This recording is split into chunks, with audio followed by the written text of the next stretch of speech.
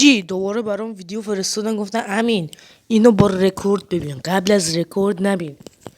خب بچه‌ها الان اومدیم با هم رکوردش کنیم و این ویدیو رو ببینیم که چی هست. من واقعا نمیدونم بچه‌ها این ست من نیست.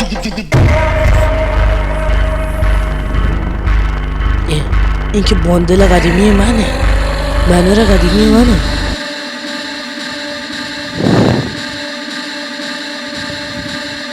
اسم دیل چه؟ ایکس تو شاپ چه میده که